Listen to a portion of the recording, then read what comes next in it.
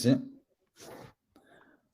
Bon alors bonjour à tous et à toutes. On se retrouve ce matin, avec, Adrien Lemagro. Donc tu es responsable des ventes chez Softgarden. C'est notre deuxième webinaire de la matinée, de l'événement TDRH. J'espère que tout le monde va bien. Je vois que vous êtes nombreux. Adrien, je vais te laisser te présenter et présenter notamment, Softgarden pour commencer. Bien sûr, merci Margot. Bonjour à toutes et à tous. Du coup, je suis Adrien Lemagro, le responsable des ventes de Softgarden en France. Softgarden, pour vous situer rapidement, en quelques mots, nous sommes historiquement un logiciel de recrutement, un ATS. euh, et ça fait plus de 15 ans qu'on fait ça. On est aujourd'hui l'un des leaders sur le marché germanophone en matière de logiciels de recrutement, donc Suisse, Autriche, Allemagne. Et on est arrivé sur la France l'an dernier, courant 2021. Donc l'idée, c'est aussi d'optimiser, d'aider à optimiser les process de recrutement et donner un peu plus d'outils, un peu plus d'armes aux recruteurs pour faire face aux problématiques qu'on connaît tous. D'accord, et aujourd'hui, on va parler recrutement du coup avec toi et tu vas nous présenter donc 5 astuces de recrutement en 2022 parce qu'aujourd'hui, on le sait, les besoins et les attentes des candidats ont changé, notamment avec la crise sanitaire. Donc tu vas nous expliquer tout ça. Exactement, Margot. Oui, donc comme je disais, il y a tout un tas de problématiques auxquelles on fait face aujourd'hui. Euh, Mais c'est pas non plus une fin en soi. On peut y arriver, on peut trouver des alternatives. L'idée et la clé, c'est peut-être aussi parfois d'essayer de se réinventer, d'essayer de trouver un nouvel angle d'attaque et de se dire: «Ben, peut-être que si on fait les choses un petit peu différemment», quitte à sortir parfois de sa zone de confort en termes de process de recrutement, mais on se rend compte qu'on peut avoir, plus de résultats par ces différents biais-là. Aujourd'hui, l'idée, c'est de vous présenter quelques-unes des astuces, sur cet autre angle d'attaque et comment on peut voir les choses un petit peu différemment pour optimiser un petit peu notre portée, sur les différents profils qu'on va aller chercher en tant que recruteur. Hem, la 1re chose, c'est de savoir comment je vais pouvoir atteindre ma cible, quelle qu'elle soit. Ensuite, c'est de travailler vraiment le contenu de mon annonce en tant que telle. Hem, Où est-ce que je vais l'exposer et l'importance de mon propre site carrière aussi. Et une fois que le candidat est prêt à postuler, de savoir comment en fait je vais pouvoir le convertir et quels nouveaux outils je peux utiliser, pour aller un petit peu au-delà en termes de quantité et de qualité. Et ensuite d'utiliser d'autres armes qui sont déjà là, mais où je ne vais pas forcément aller, assez loin et qu'il faut vraiment exploiter dans son entièreté. Donc voilà grosso modo les quelques astuces qu'on va parcourir, qu'on va évoquer aujourd'hui.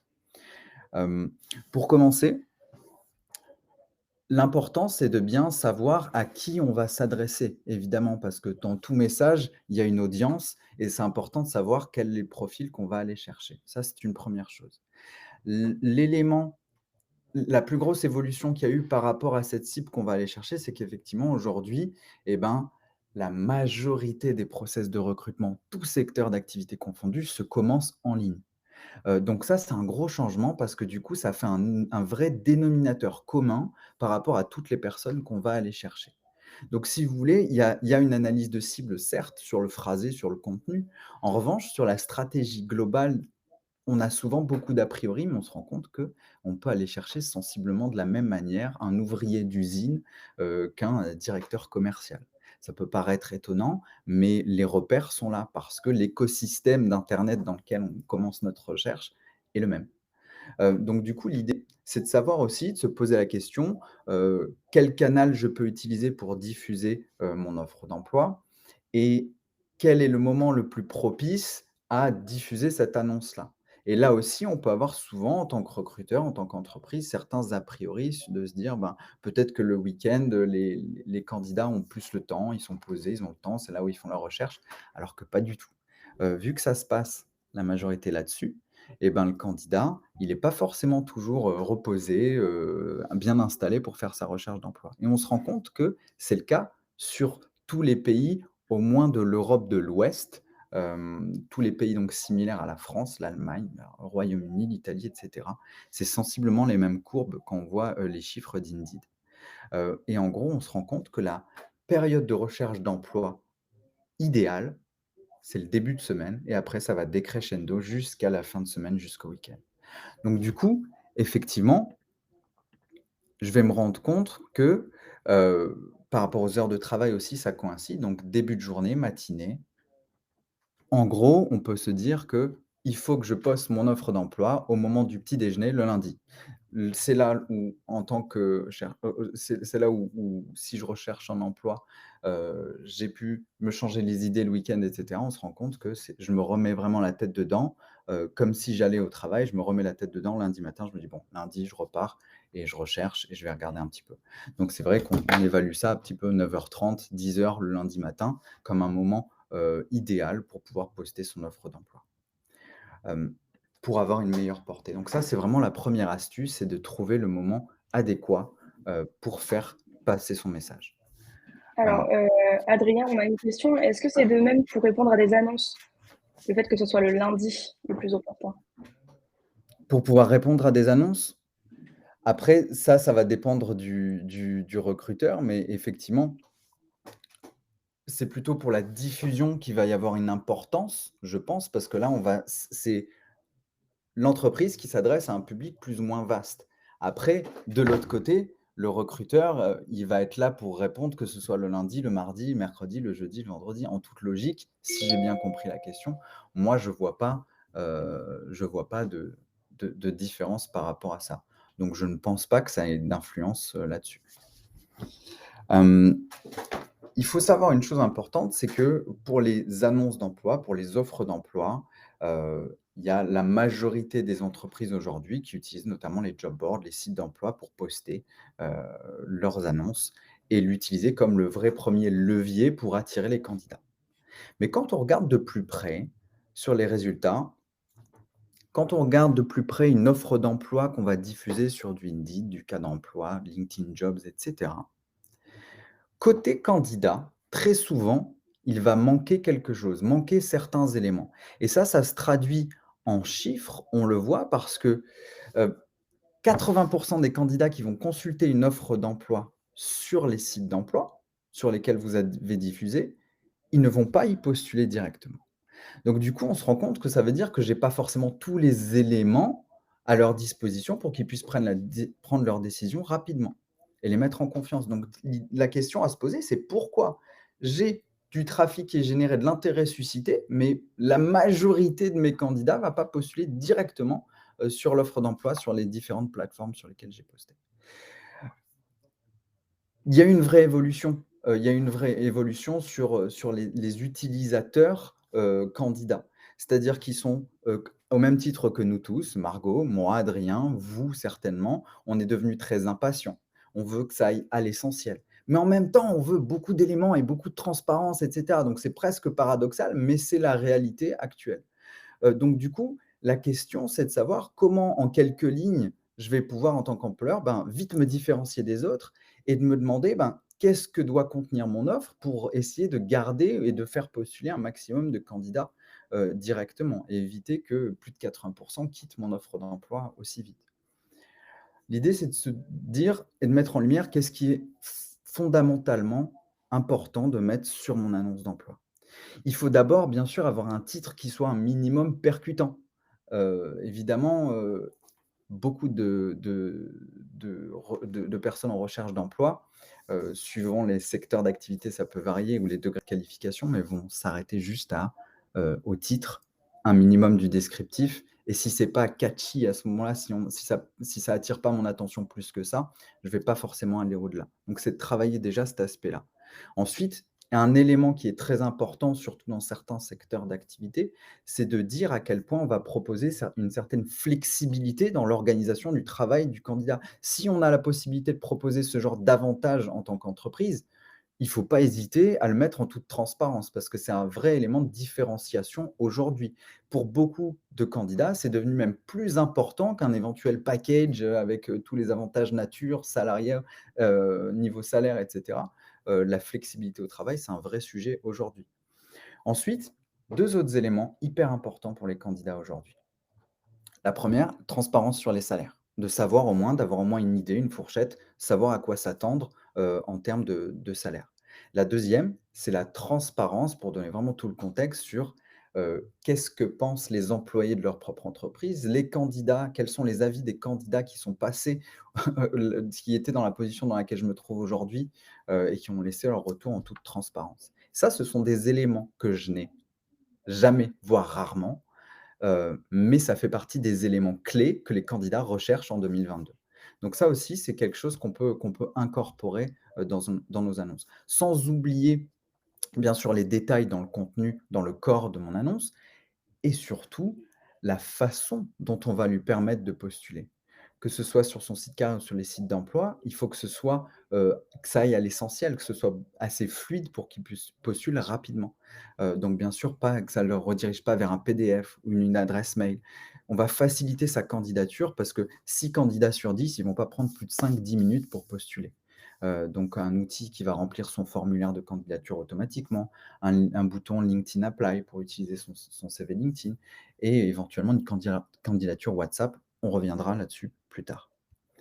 Donc vraiment l'idée, c'est d'avoir, une structure, qui réponde aux attentes actuelles et pas juste de faire son copier-coller d'annonces de génération en génération comme ça se passe souvent, sur les offres d'emploi. On fait juste un copier-coller, de ce qui se faisait avant. Justement, on a une question pour vous. Je l'affiche ici, le petit sondage. Est-ce que vous incorporez dans votre offre d'emploi, l'indication du salaire? Donc je vous laisse y répondre. Comme ça, on va voir s'ils respectent ou pas les petites astuces pour, être au top pour recruter. Je vois aussi que vous répondez dans le chat. Hop, oui, oui. Hop, je laisse encore quelques secondes.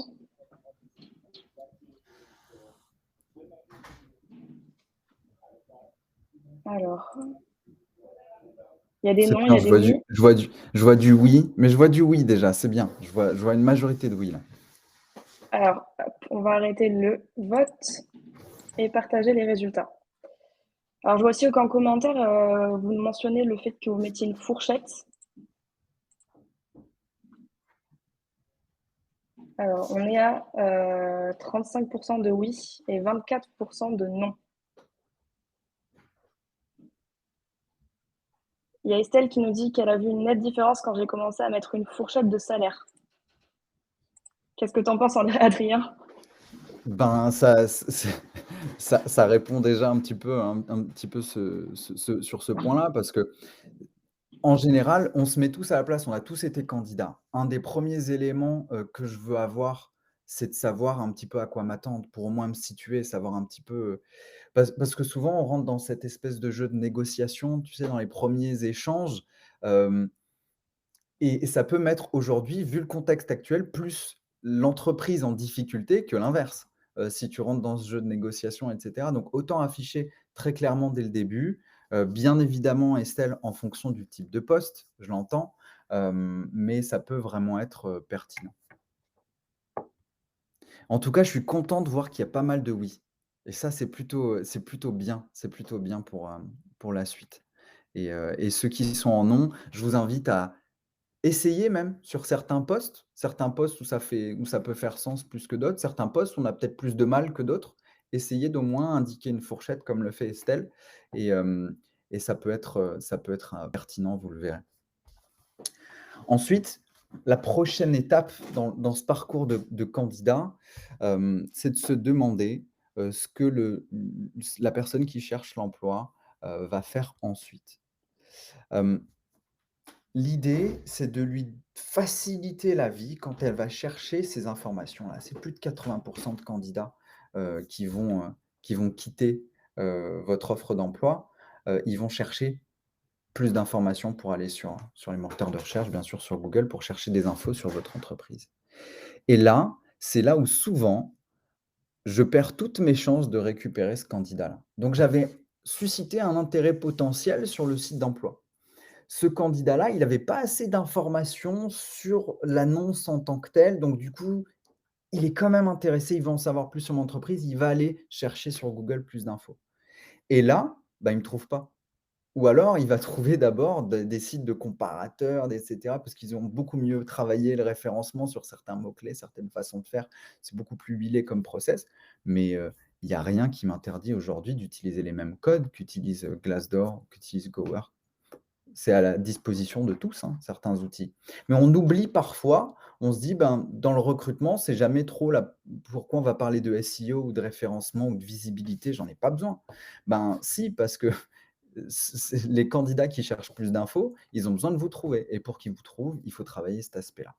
Donc par définition, oui, il va falloir aussi, heu, vous faire un constat de quelle est la réalité sur les sites carrières aujourd'hui. C'est qu'il y a une majorité aujourd'hui des candidats qui va y chercher des informations, qui veut avoir accès à ça pour avoir tout ce degré-là de transparence. L'idée, c'est d'y trouver toutes les informations au même endroit, comme en tant qu'utilisateur, j'ai l'habitude, de faire sur les autres plateformes. Là où je vais chercher des infos, là où je vais faire un achat, là où je vais booker mes vacances. J'ai toujours tout sur une page. Pourquoi quand je fais mon parcours candidat, je dois, cliquer, cliquer, cliquer, cliquer et chercher des infos et avoir au compte-gouttes et si par chance je trouve un site carrière, en général, je vais avoir qu'une partie des informations, que je cherchais, et ça va être un problème. Je vais avoir peut-être qu'on va me dire que j'ai du jus de fruits le lundi, et une super mutuelle et une vue mère, mais au final, je vais toujours avoir besoin de ce degré de transparence sur les salaires. J'ai toujours besoin d'avoir les avis des employés, des candidats et ça, je les ai toujours pas. Donc je vais quand même quitter le site carrière. Donc l'idée, c'est vraiment de tout mettre au sein de ce site carrière et de le personnaliser bien évidemment. Personne connaîtra mieux votre cible, les profils que vous allez chercher que vous, les recruteurs. Donc l'idée, c'est aussi de vous donner en toute autonomie des outils et de pouvoir personnaliser votre site carrière et d'y mettre toutes les informations qu'il faut. On va même aller plus loin, on peut même mettre des KPI de recrutement, c'est-à-dire de dire aux candidats en toute transparence, ben, si vous postulez aujourd'hui, dans tant de jours, vous serez invité en entretien chez nous. Si vous postulez aujourd'hui, chez nous en moyenne, vous serez embauché dans un peu plus de 30 jours, par exemple. Et ces éléments-là font que le candidat sera moins enclin à quitter notre page. Il aura toutes les infos en toute transparence, des avis des candidats qui ont été invités en entretien, qui ont été recueillis directement. Donc un avis neutre directement sur ma page carrière, ça me fera aussi gagner du temps et gagner des clics. Et côté recruteur, ça se met en place rapidement. Ça sera optimisé et adapté sur tous les supports parce que la majorité seront là-dessus. Et ça va automatiser aussi ces évaluations et cetera. Ça va vivre tout seul, donc j'ai même pas besoin de contrôler, ce qui va se passer par rapport à ça. Donc l'idée vraiment, c'est de remettre, reprendre en main mon site carrière et de privilégier bien sûr la transparence sur ces différents items, ces différents éléments, que le candidat attend. Pour aller un petit peu plus loin et essayer d'attirer un maximum de candidats, tous profils confondus et lui rendre la vie plus facile, mais aussi la vôtre parce que du coup sur des postes où j'ai un petit problème de quantité, voire de qualité, ou si j'ai des postes en recrutement en continu, il va falloir que je puisse trouver un moyen pour un candidat qui est uniquement là-dessus notamment et 7 candidats sur 10 vont au moins commencer leur recherche là-dessus, tous profils confondus. Et ben, il y a d'autres éléments, il y a d'autres outils qui existent aujourd'hui, qui n'étaient pas forcément considérés dans le recrutement. On se dit: «Bah, non, le candidat, il laisse son CV et puis c'est bon. S'il postule pas, ça veut dire qu'il veut pas». Non, s'il postule pas, c'est peut-être parce que juste comme moi, il a pas son CV sur son téléphone. Donc il se dit: «J'irai plus tard, je laisserai mon CV plus tard».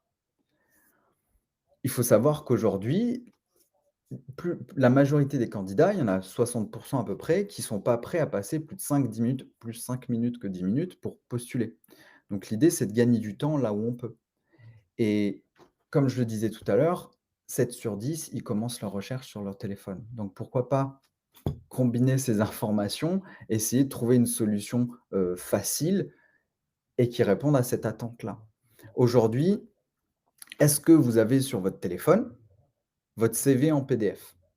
Facilement, trouvable sur le téléphone, CV en PDF. Est-ce que vous avez une lettre de motivation ou est-ce que vous êtes prêt à écrire une lettre de motivation sur votre, smartphone?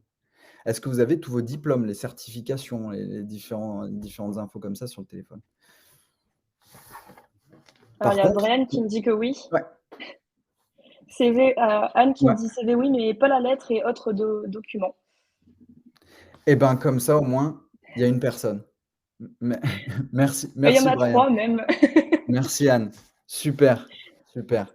Donc du coup, sachez que des retours qu'on a, une majorité de candidats pour laquelle ce n'est pas facile de postuler directement, si on les oblige à avoir le CV, de postuler directement depuis son smartphone. Et l'idée, c'est de pouvoir optimiser cette conversion-là via, WhatsApp. Parce que quand on regarde le nombre d'utilisateurs WhatsApp, on est étonné, mais on l'utilise la majorité d'entre nous vont l'utiliser pour, discuter avec leurs amis, leur famille et cetera. WhatsApp, c'est plus de 2,5 milliards d'utilisateurs dans le monde. Hem, c'est devenu de plus en plus utilisé également en business. Hem, l'idée, c'est de faciliter aussi, cette utilisation-là. Donc pourquoi ne pas utiliser cet outil-là pour recruter? Parce que tout le monde l'a sur son téléphone, tout le monde sait comment l'utiliser et du coup, ça va me permettre de couper aussi certains intermédiaires en termes d'outils et d'aller à l'essentiel. Donc quand il me faut de la quantité entrante, ça me permet de l'avoir rapidement et côté recruteur, ben, je reçois rapidement tous mes nouveaux candidats. Ce qui est bien, c'est que ça va déclencher directement avec un chatbot, avec un automate, une discussion classique. En tant que recruteur, je définis en amont quelles infos je veux récolter auprès du candidat, nom, prénom, adresse mail, numéro de téléphone, par exemple. Et du coup, en quelques échanges, je remercie le candidat de sa candidature et côté recruteur, je reçois un nouveau candidat. Libre à vous, après, côté recruteur, de lui envoyer un message, l'accusé de réception, en incluant ben, une demande de documents supplémentaires, demande de CV, mais il est déjà là, le candidat. Il a déjà postulé. C'est déjà beaucoup plus engageant de son côté, il fait déjà partie d'un process de recrutement. Donc ça permet d'aller un petit peu plus loin et d'aller chercher ceux, qu'en temps normal, on n'aurait pas pu atteindre. Une autre source, un autre canal où on peut recevoir des candidatures et surtout des candidatures qualitatives, ça va être aussi d'utiliser la cooptation comme une vraie arme pour aller toucher un petit peu plus un public un petit peu plus large. Et la différence avec les autres, moyens, de postuler, c'est qu'ici on va pouvoir aller chercher des candidats qui n'étaient pas en recherche active forcément. C'est-à-dire qu'on va aller chercher les employés vont partager avec leur réseau, professionnel, personnel et de dire: «Ben, je pense à un ami qui correspond à ce poste de product owner, ça lui correspond bien. Je sais qu'il est en poste, mais je vais quand même lui en parler». Cet ami-là, peut-être, n'aurait jamais considéré d'aller voir ailleurs, mais là, l'offre est intéressante. C'est mon ami en qui j'ai confiance qui m'en parle, qui est très bien dans sa boîte parce qu'aussi c'est ça. Un employé qui est bien au sein de son entreprise sera plus enclin à faire venir des gens de son entourage aussi parce qu'il sait qu'ils vont rejoindre une bonne entreprise. Donc souvent, les candidats qui viennent de la cooptation sont des candidats les plus qualitatifs en général.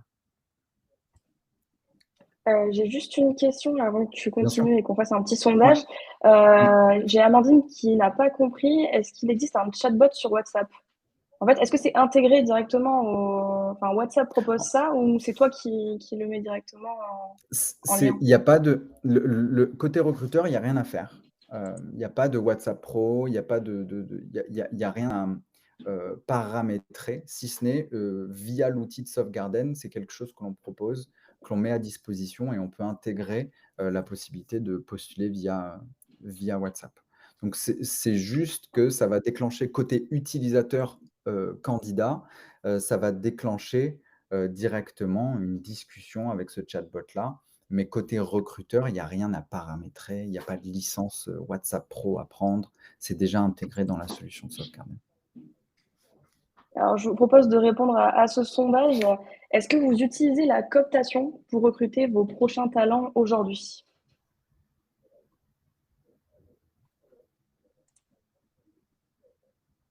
Alors, beaucoup de oui. Et de plus en plus. Et cooptation, vraiment, l'idée aussi, c'est d'avoir quelque chose qui va pouvoir faciliter, le partage d'infos pour la cooptation. Oui, Régis, c'est en général ce qui marche le mieux. Hem Surtout sur des postes en général. Nous, c'est ce qu'on fait, par exemple, pour vous donner l'exemple de Sauve Garden, bien évidemment, on cherche comme beaucoup, avec une prime exactement, Alex, avec une prime, parce que bien sûr, ça va être un incentive supplémentaire pour les collaborateurs, mais nous, c'est un canal qu'on utilise beaucoup, beaucoup, beaucoup, chez Sauve Garden et on a à peu près, si je ne dis pas de bêtises, entre 30 et 40 de collaborateurs issus de la cooptation et surtout sur des postes techniques, des front-end développeurs, des postes compliqués à aller chercher où il y a beaucoup de compétition et de concurrence et où le salaire ne suffit pas forcément parce que souvent c'est la course à qui donne le salaire le plus attractif, mais finalement, c'est plus tous les éléments annexes qui permettent de mettre dans les meilleures Mmh. conditions un candidat et de le convertir. Alors il y a Édouard qui nous dit que l'ambiance au sein de l'entreprise, elle joue beaucoup, sur la réussite des programmes de cooptation. Totalement, totalement. D'où le fait de soigner vraiment de A à Z aussi ce qu'on met en place à partir de la première approche et de la première image que le candidat va avoir de nous quand on va poster notre annonce. Notre site carrière, c'est la première image qu'il va avoir de nous et après qu'il y ait une vraie continuité bien évidemment. Que ce soit pas juste une jolie vitrine et qu'après, une fois qu'il est recruté, que ça se passe pas bien. Mais effectivement, Édouard, l'ambiance qui va régner au sein de l'entreprise, va avoir un réel impact sur la réussite ou non, des programmes de cooptation, évidemment. Donc, Du coup, sur pour les revenir résu aux résultats, on était ouais, à 54 à utiliser la cooptation au sein de leur recrutement. OK, OK, OK, chouette. Bah, du coup, ça montre que c'est quelque chose qui est plutôt apprécié. Effectivement, effectivement, comme le dit Eliane, ça réduit le coût et la durée. C'est bien synthétisé, c'est que du coup, ben, bien sûr, plus on va avoir un process long, plus aussi ça va nous coûter de l'argent parce que plus on a de mal, plus on va essayer, dans les contextes actuels, le réflexe, c'est toujours d'aller sponsoriser, la job ad sur les différents sites d'emploi. Hem, Là, du coup, si on arrive à couper un peu les intermédiaires et des fois, on arrive même à les atteindre avant que l'offre d'emploi soit externalisée, parce qu'il y a aussi la possibilité de la laisser en interne, au sein de nos collaborateurs qui partagent avec leur réseau et après, au bout d'1 semaine, 2 semaines, la poster, sur notre site carrière, sur les job boards et des fois, bah, on arrive même à trouver son candidat avant même de la diffuser en externe. Donc effectivement, ça fait gagner du temps et de l'argent. Et effectivement, le vrai avantage, c'est que souvent, c'est un succès sur le long terme, la cooptation. Parce que si ça me ramène plus de qualité, la personne aussi sait plus où elle met les pieds parce qu'elle est envoyée par quelqu'un qui travaille déjà au sein de l'entreprise. Ça me fait souvent gagner du temps sur l'onboarding, l'intégration, le sentiment d'appartenance à l'entreprise, tous ces sujets-là, qu'il faut soigner aussi. Donc c'est vrai que c'est un vrai succès sur le long terme. Et l'idée, c'est de cocher toutes ces cases et Sauve Garden sur ça peut vous accompagner, grâce à notre suite d'acquisition de talents. Donc ça va pas être juste notre logiciel de recrutement, comme je le disais en introduction pour présenter Sauve Garden, mais c'est aussi donner les outils, pour pouvoir personnaliser sa page carrière, la faire vivre, l'adapter à sa cible, mais aussi qu'elle soit bien référencée, qu'elle soit bien visible sur les moteurs de recherche, générer des retours de candidats qui ont été invités à un entretien en toute transparence, hem et bien sûr, un programme de cooptation facile à utiliser pour tous mes collaborateurs. Mettre en place côté recruteur facilement des primes, des récompenses, de quelle nature que ce soit, au sein du système et que ce soit facile à partager avec nos réseaux respectifs, hem, personnels et professionnels. Hem Voilà, pour refaire un petit point sur Sauve Garden, plusieurs fois élu, meilleur logiciel RH, et surtout connu pour sa, sécurité en matière de protection des données aussi. C'est un sujet qui est très important aujourd'hui, et on s'attache aussi à ce que ce soit pas un sujet pour le recruteur et que ce soit fait et géré automatiquement pour lui, cette gestion des données des candidats. Donc, je me tiens à votre disposition si vous avez plus d'informations et surtout, là, tout de suite, si vous avez certaines questions. Si vous avez des questions, n'hésitez pas. Alors j'avais vu une question, si, c'était possible d'envoyer le diapo, Faut savoir que ce webinaire sera disponible en replay sur, MyRHline d'ici demain et sur notre chaîne YouTube aussi, donc vous l'aurez directement à disposition pour revenir dessus. Si vous avez des questions, n'hésitez pas. Adrien est là encore, quelques minutes pour vous répondre. Alors, j'ai des remerciements.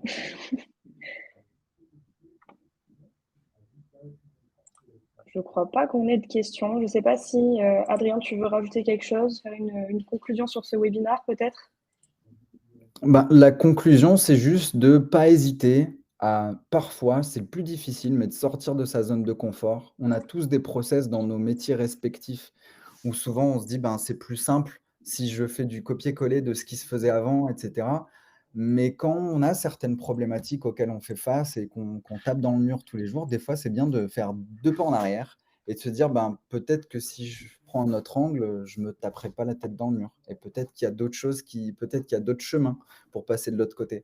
Donc c'est un peu le message principal, c'est de pas hésiter à prendre un peu de recul et de se dire: «Ben, est-ce que ce que je fais apporte vraiment quelque chose? Est-ce que ça me permet d'avoir la portée dont j'ai besoin?» Et souvent, on se rend compte qu'il y a en adaptant quelques petites choses, comme par exemple en mettant la transparence des salaires comme on l'évoquait tout à l'heure, quelqu'un qui disait effectivement que ça lui avait apporté, qu'on avait vu nettement la différence. Ces petits éléments-là, être mieux vu sur les moteurs de recherche, souvent c'est là où c'est 80 de candidats qui cherchent plus d'infos, c'est là où c'est compliqué, où je vais les perdre.